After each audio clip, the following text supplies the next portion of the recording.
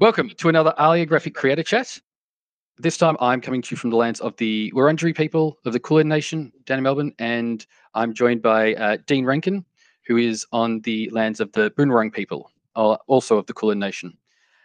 So we pay our respects to the elders of those nations and to all the nations across this land of what we call Australia. We respect that sovereignty was never ceded, and acknowledge the traditional owners. So I'm James. I'm the secretary of LA Graphic, and I'm a librarian down in Melbourne, Naarm. And as I said, I'm talking to Dean Rankine. Dean is a comic artist and writer. He won a Ledger Award in 2015 for Itty Bitty Bunnies Save Xmas. Did you say Xmas or Christmas in that one? Well, I said Xmas. Yeah, it's a grown up comic. So we said Xmas. Yep. And he also won the Stan Cross Award in book illustration in 2020. Is that right? That's right. Yes, yeah. And he's worked on an amazing number of different comics and stuff. So do you want to tell us a bit about yourself before we get into it? What are the things that you're particularly proud of working on? Comic book artist, writer, and illustrator, and I've worked on the Simpsons comics, Futurama, Morty, Invader Zim, Oggy and the Cockroaches, Hellboy. I've written for the Phantom. I illustrate books. I worked on the Timmy the TikTok Pony series written by Magda Szubanski. The Brock the Croc series I'm working on at the moment. I've got my own book series called Death Metal Elves, which is about elves that learn how to rock. I recently did the Can You Find the Easter Bunny book. So I never want to draw a rabbit again if I can avoid it. I've drawn a lot of rabbits. So I have actually worked on a fair few things. Yeah. So with all of it, how did you first get interested in comics? As a kid, all I wanted to do was draw. It's the only thing I ever wanted to do, and it's the only thing I really want to do now, to be honest. When other kids were, they wanted to be like, firefighters or police officers, I wanted to draw, and I never knew exactly what I wanted to do. And in some ways, I still don't, like whether it would be like comics or illustrate books or animation or comic strips. And what I've found with my career is basically I've done all those things. The comic books seems to be the one that's like I keep going back to.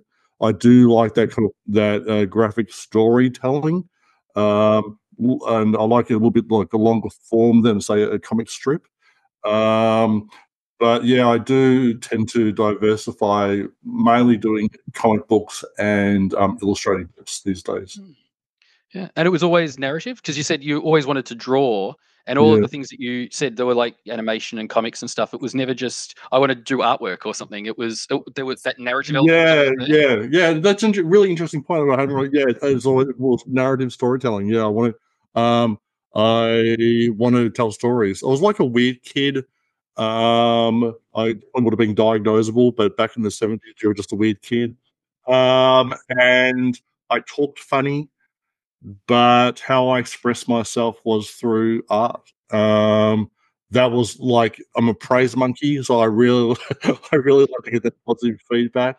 And I remember like one of the first positive feedback I got was when I was in kindergarten. I drew a possum, and the teacher how really good it was. And I thought, oh wow, this must be my thing. And if you ever seen a kindergarten kid draw a possum, they're not good. But I believe them, and I reckon I've been running with them ever since. So yeah, I do like to. I like to draw, but I like to tell stories. And you still draw possums? Oh yeah, occasionally. They're not great. So most of the creators that we've spoken to in these creator chats, usually they've mainly worked on their own properties. But I think it's fair to say that you're most famous for working on properties that are owned by others. The Simpsons, Futurama, Rick and Morty, Invader Zim. Yeah. So what's it like working on these massive, globally recognized properties and the stories that you're telling with them? Yeah, well, in short, very, very cool. I was my big break was The Simpsons. I was doing sort of indie comics, and my like anatomy was all over the shop, and it was like, oh yeah, I'm an indie creator. It's all cool, and but I've always wanted to make a living out of my comics and working. And I was doing some stuff for those kids magazines that you could buy at supermarkets at the time, and the work dried up. So I went to my local supermarket to see what was there, and there was Simpsons comics there, and I could. It was I picked up.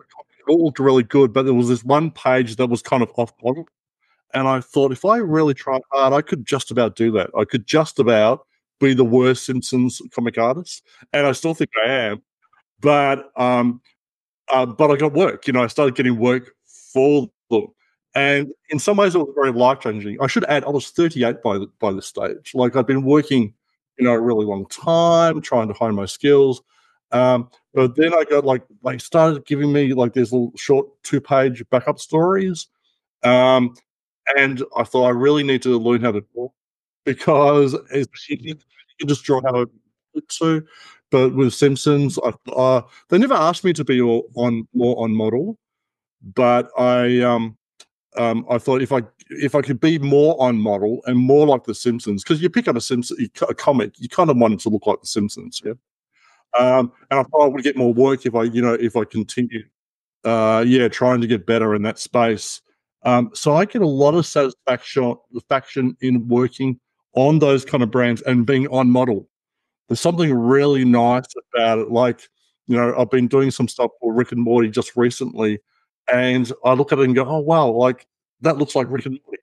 That's kind of really cool. And say this to me all the time, and I think they're trying to compliment me, but they'll say, "Oh, it's on model, but you can tell Dean Rankin. You can tell it's a Dean Rankin." And how they'll blitz in. I thought, I don't find that a compliment. I just like I would love it if people could look at it and go, I don't know who drew it, but Morley to me, if you know what I mean. But so it's very cool. It's very cool to work on those kind of properties to answer your question. Like I would tell like random people they'll look at Morty because I just I love it so much. And it kind of I think it's for me it legitimized what I do.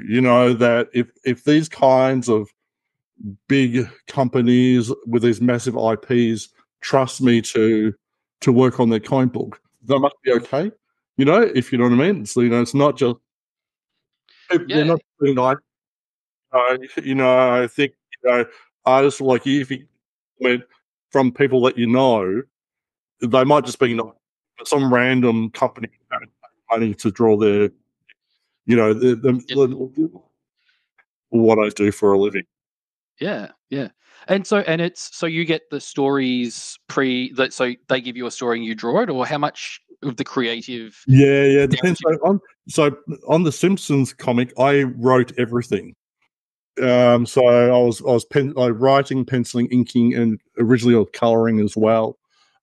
Which was what's really nice about working on that IP and writing for that IP was characters are so well defined.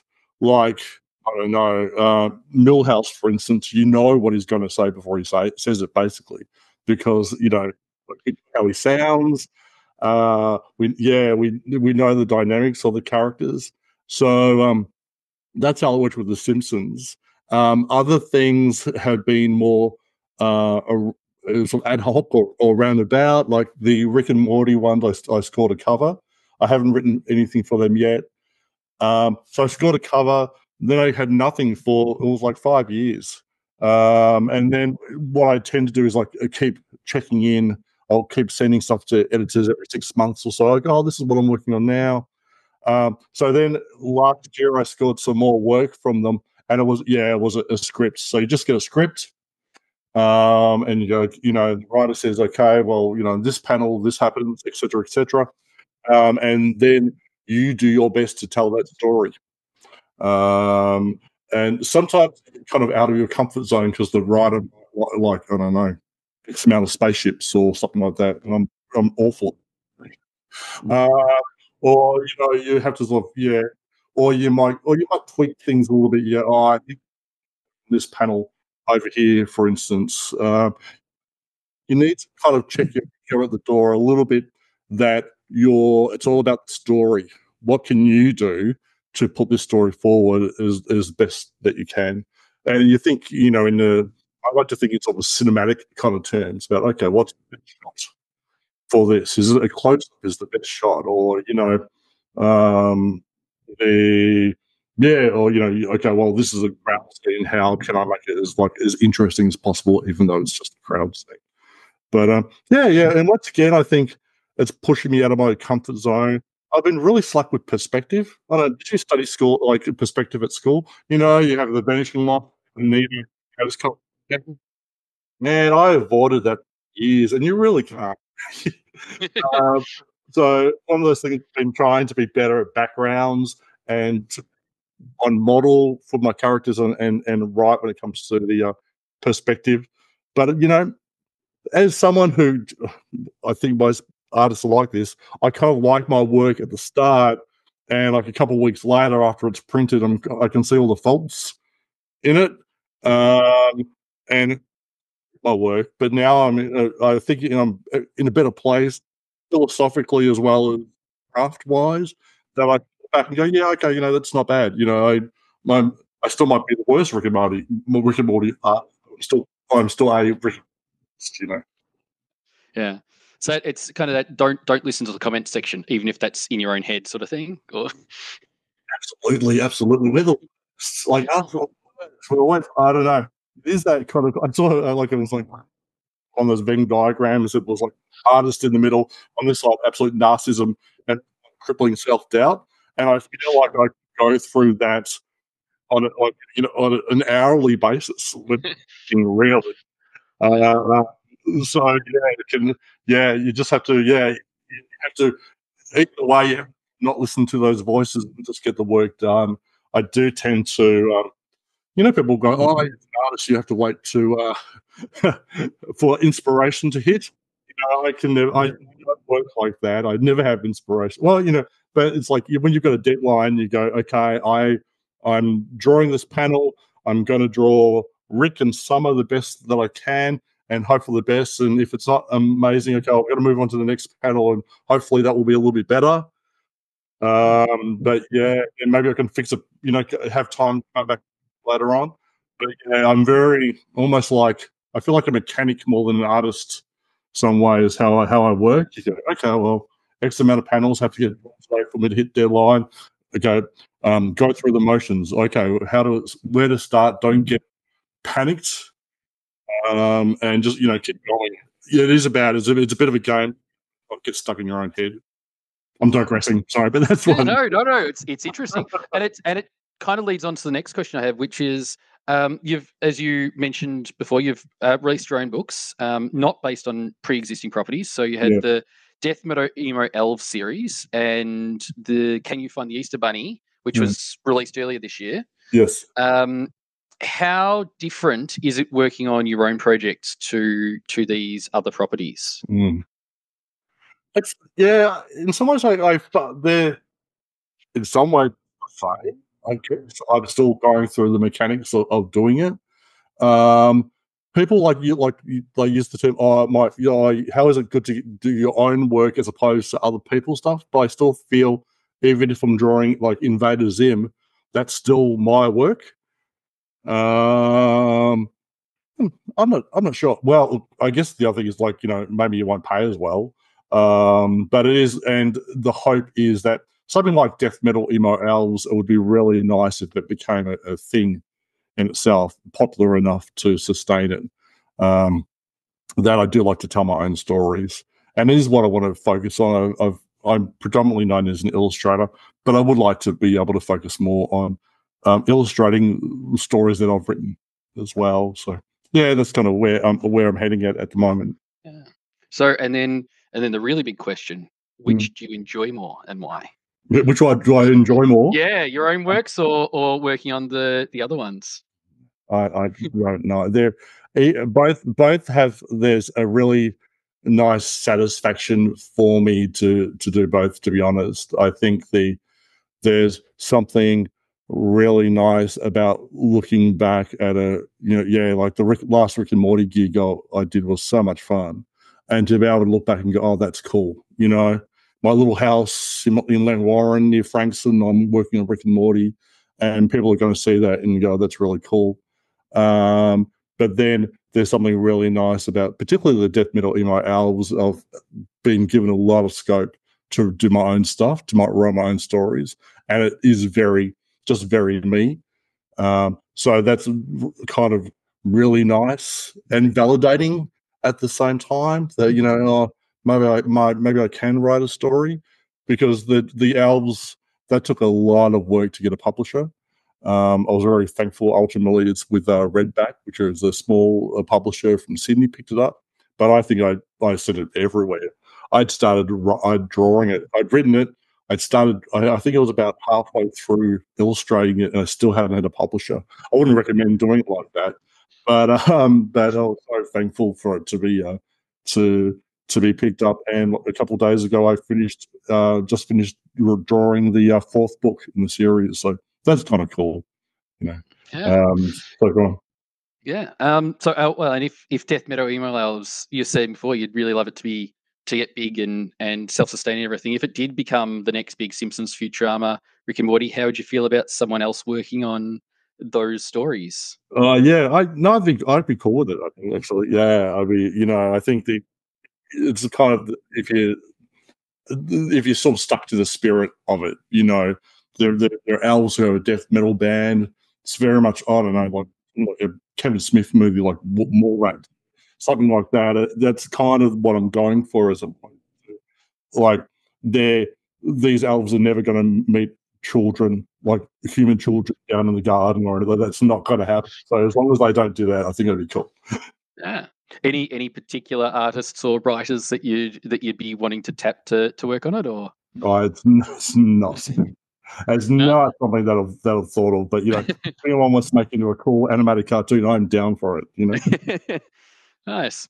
So moving away from your comics work, you also do a lot of stuff with libraries. How much have you had to do with libraries, both as a patron and then as someone who runs workshops and everything? Yeah. Well, I can say a lot because I used to work in a library, and I was a reader services assistant for 4.5 years. I did an art design or a TAFE course, and who knew that you couldn't survive on art? who possibly could know? But I scored a job at Rosebud Library in the early '90s, so I worked in the library for a long time. And I like to be a patron. I like to read, and scoring. And so now what you're referring to is I run these workshops. So I run comic workshop, and predominantly they're ran out of libraries. Which so they're a lot of fun. I came off like 2 weeks of book week, so I was at schools and library in like 28 workshops in 2 weeks, something like that, which is just crazy. But yeah, it's a pretty good time. Well, thank you for being awake for the chat. Then, if you Yeah. Okay. I reckon I'd do that if I was more extrovert, better, because it's very performative. It's pretty, like, it's a bit of a show. Have you seen the workshop? Yeah, they've been. I saw one. You did one at Lilydale in connection with the comic awards thing. Yeah. And then I saw you again at King Con. Yes, yeah. So they're fun. They're really interactive. But yeah, I'm tired, and I would like to. Yeah, I would just love it. If I was an extroverted theatre kid doing that kind of stuff, it'd be really good. The money's good. It's very entertaining. And again, I like doing them, but I find them draining. I just find them really tiring. And by the end of 20 workshops, I just do want to hear my own voice anymore. But I've got one. I've got one on Thursday. I think no Wednesday. Wednesday I'm running one. So yeah, so it's Monday today. Yeah, I'm running another one. So I have to get myself remotivated. But yeah, it's a good time. Also, partly is I think I get a bit nervous before doing it. I don't know how you are with public speaking or not. I always get a bit anxious. But once I've drawn a little bit, and once the kids are engaged and doing some stuff, there's something really nice about it. My favorite part is at the end. So we start off with like showing how to draw better stick figures, and by the end of it, they've drawn their own comic page, and I get them to get up and sort of talk about what's happening in each panel, and that's my favorite bit. You go, oh wow, because sometimes you've got kids who are not very confident, about drawing, and by the end of it, they've drawn their own comic page, so it's kind of cool. So is that the main thing that you want children to get out of it? Confidence in their work? Also, maybe just a little bit of an understanding about comics, a little bit more about understanding about comics, and that is such a nice medium to tell stories. I think that if you can go, sometimes maybe writing a paragraph or a page might be a little bit overwhelming, but maybe if I can combine that with some drawing, I can do something kind of cool. So I think that's what I wanted. I think to be able to feel more confident and have a little bit of oh yeah, I can do this. I could tell it. I could tell the story as a comic. That's kind of neat. So, what was it that made you decide to start doing these workshops? It wasn't any money. So, well, yes, it's funny, but also because it's great to, like the freelance artistic life is a hard one, and to have something that you could go, oh, this supplements my illustration income a little bit, and it helps me do what I love, and maybe inspire some other people. It's pretty cool. I think a lot of people ask me, "Oh, do you do workshops? Do or do you do classes?" You have a lot of parents who go, "Oh, well, I want to encourage my kid. My kid loves to draw. They get a lot out of it." So I think that was the main impetus. And then I hit up a couple of booking services, and that's really helpful. So people, contact via the websites and go, "Oh yeah, we'd like to get Dean Rankine in, and this is the dates, and this is how many participants," and type of thing. So I try to. It goes from about grades, so about 7-year-olds to 14-year-olds. So that's my sweet spot.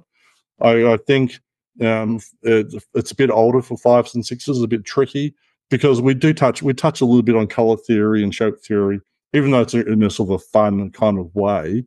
That I think it might be. Yeah, it's better a little bit of an older group. Yeah. Yeah.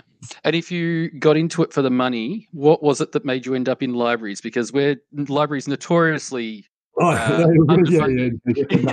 So was that just would that just happen to be the ones who were contacting the booking service, or something was going wrong. The booking service. When I say I don't think it's too, but it's nice to. I think so. I do them at schools as well. Just quietly, I do like to do them at the libraries the most. Because I don't know, you're hitting a few ages at the same time. It's always a nice setting. You're sort of engaging. What's nice about library, just about the books, but you're engaging, community, in a shared space that you don't really have anywhere else. So yeah, so that's how libraries. yeah. So one of the things that, as you said, I've seen your workshops a couple of times. One of the things that the participants really seem to engage with really well is what you call the Wheel of Awesome. Do you want to explain that to us a bit? Yes. So people love spinning wheels. There's awesome is it's idea. It's like it's really not exactly my idea. The concept. It's really so making a list of cool things and then combining a couple of things to make a character. So it might be some random thing. It might be a skateboard and a monkey. So you create a skateboard monkey, or it might be zombie fish, that kind of thing. And so you make something, you combine two things, make something even cooler. And you do that with the Wheel of Awesome. It has this random element in it. So I get the participants to tell me what's cool. So they might go, alien, pirate, pizza, taco. That's cool. And then you spin the wheel. And I always like to ham it up that this could be really embarrassing for me because I spin the wheel and they give an example on the whiteboard, and it turns out it's always some random thing like I don't know, a gamer snowman or something like that. So I give them the board, and then they'll do the type of same. If there's a small number, people get to spin the wheel, and so that's rad, right? So people like spin the wheel. And, it's like a Wheel of Fortune type wheel, yeah. Yeah, so it's like so you just ride. Like, it's one of those. It's like a whiteboard wheel. So you write the words on the wheel, and afterwards you rub it off. So, they draw something, and at that stage, it's really interesting. We've done some kind of basic drawing skills.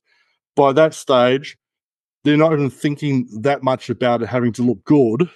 They go, oh, okay, this a shark wins, or that kind of. It's really into it. I'll use it again when it comes to during the comic, because ideas are hard to generate sometimes. So you might spin the wheel. So this story, I go, I draw 4 panels on the board.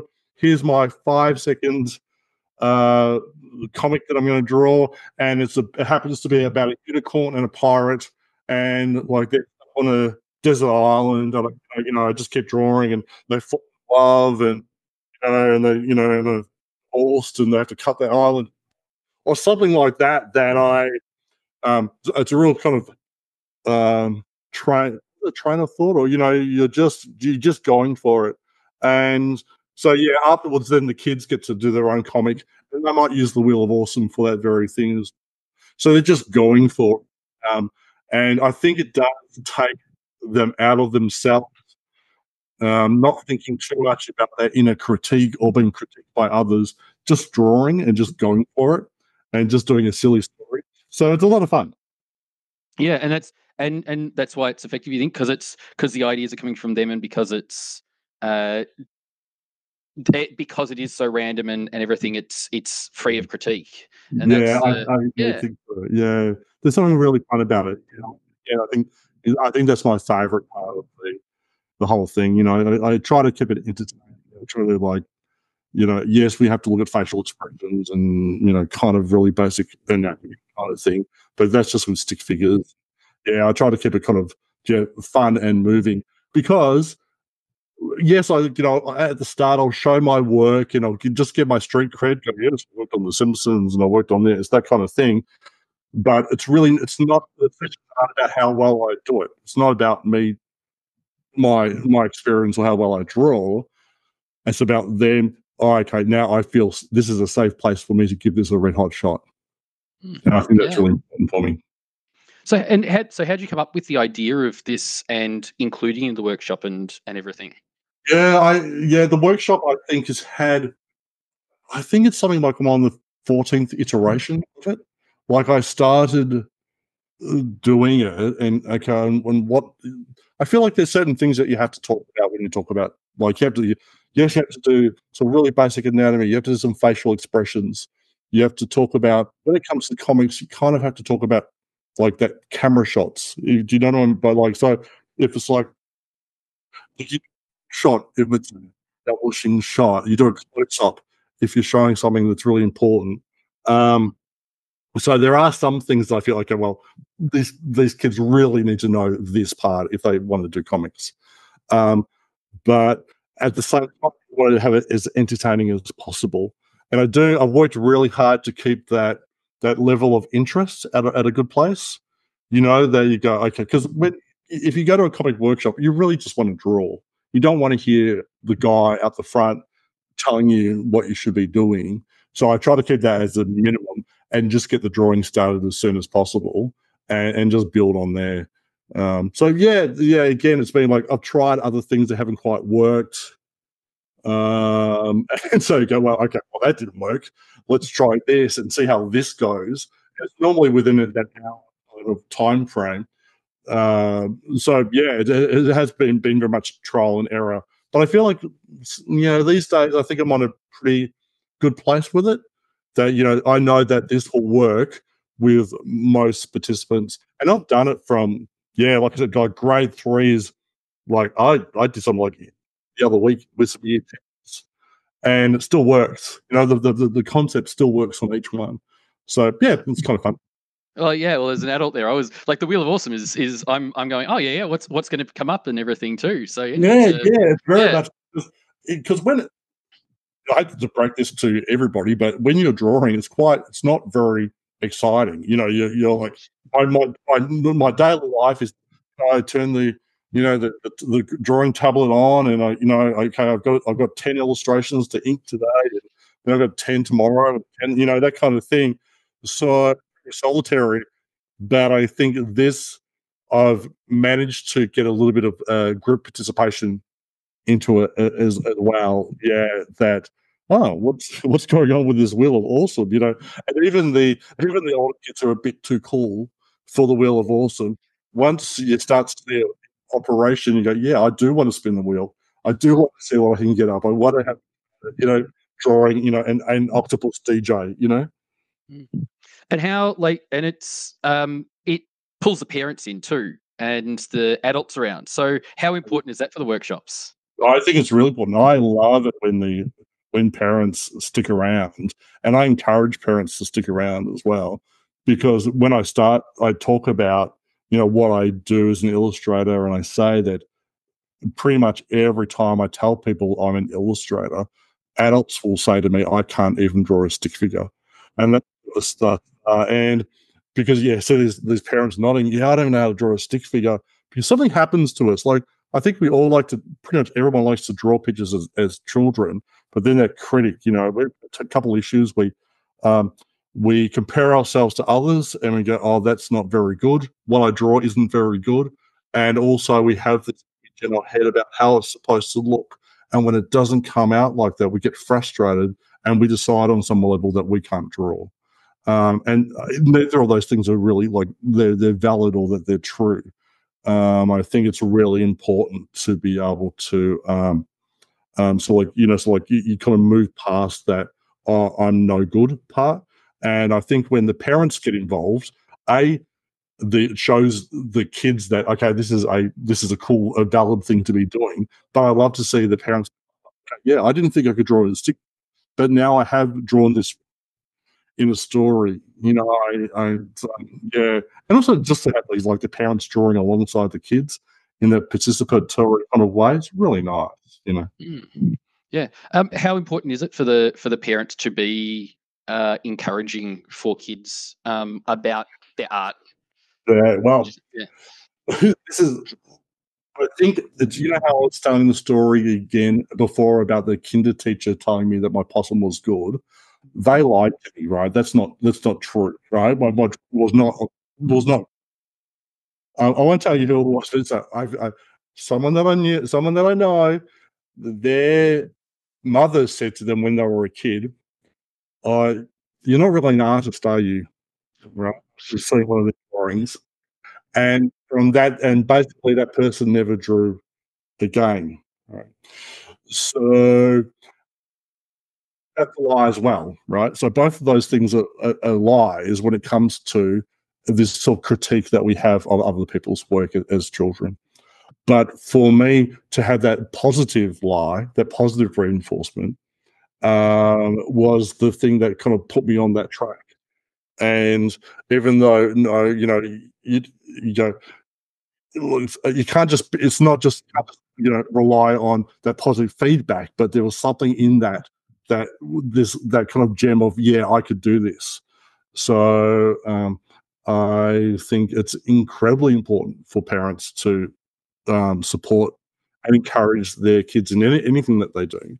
But yeah, I think particularly drawing, because we're so we're always so worried about it. It doesn't. It's particularly when at a young kind of age, you can break and you can lose that love really quickly. You know what I mean?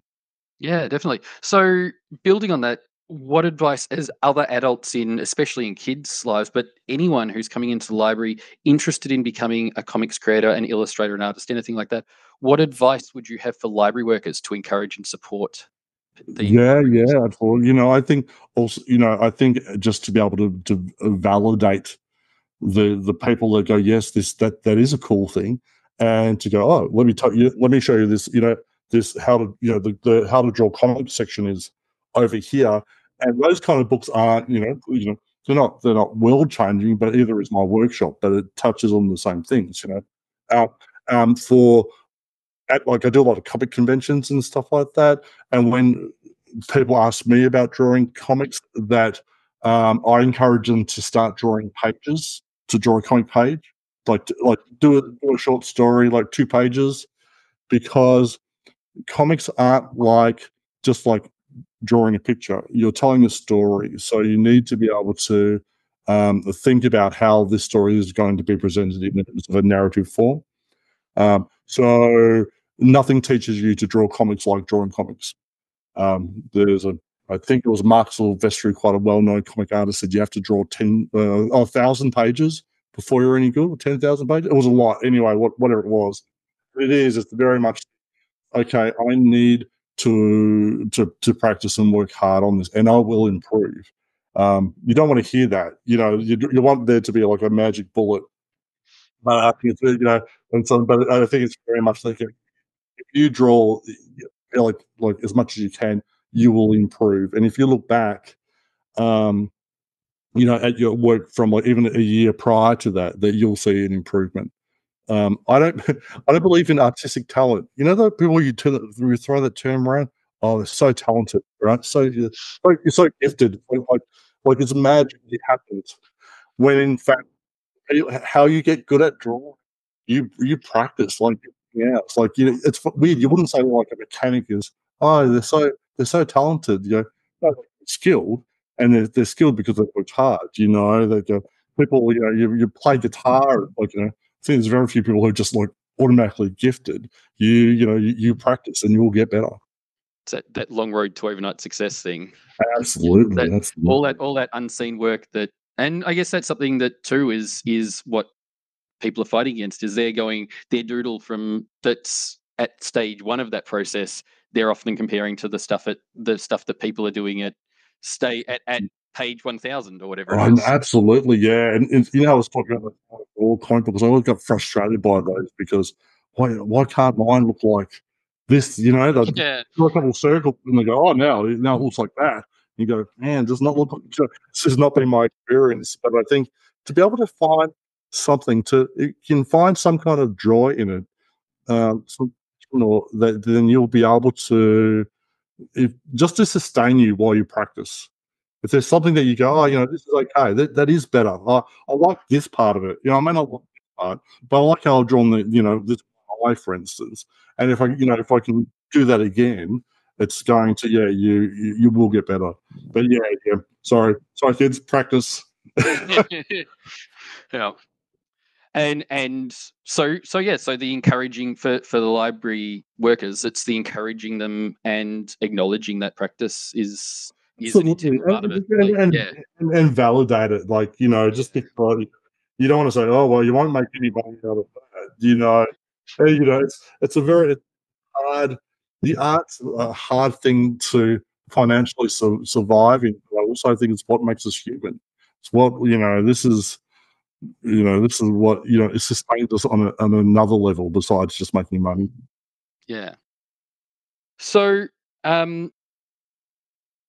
we always ask at towards the end of the interview. Thank you again for joining me. This has been Oh, fantastic. But we always ask, what are 3 comics or graphic novels that you've enjoyed recently, and that you would encourage others to check out? recently, I've been Doesn't have so to be busy. recent. I've been so busy. I've hardly read anything, to be honest.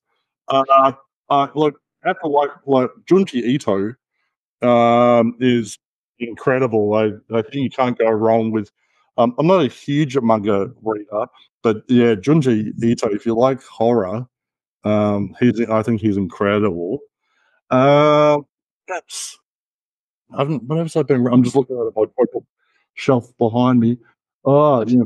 doesn't have to be recent if you can't think of anything. If you've been too busy doing workshops and everything. Yeah. I've been busy.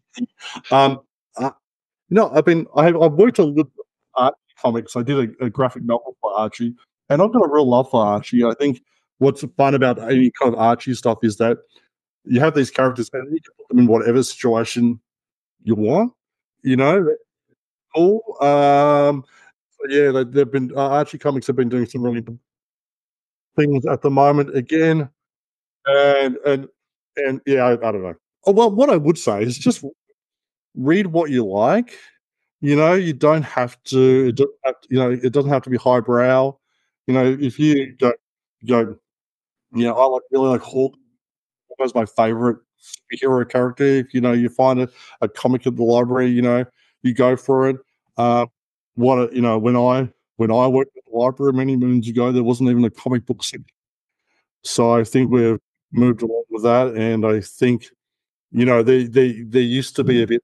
Yeah, you can read comics, and then you kind of like you can move to like the real stuff afterwards.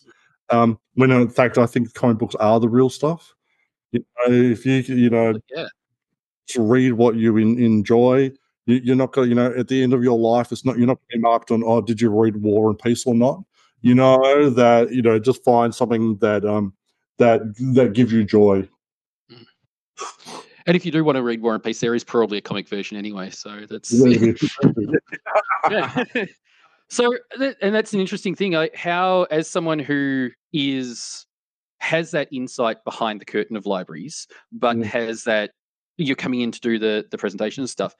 How have you seen libraries change in relation to comics, but generally in relation to how it's Yeah, I feel like when I worked at the library, it was like a different world, different time. It was like so much has changed. I think the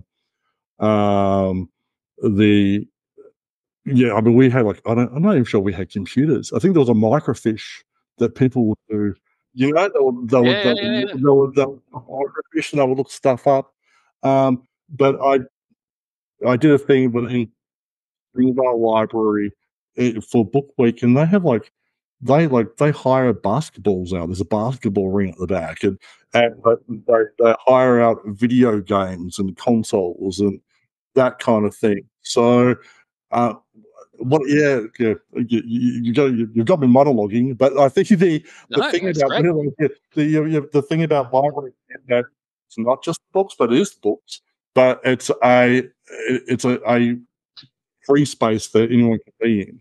That and there's nowhere like that anymore. First, saw some meme or something like that. If libraries were going to start now that they wouldn't it's only because we've had this tradition of libraries being a free space. Because there's not. It's like there's libraries and there's the mall, but the mall is a private place that allows the public in if you're spending money.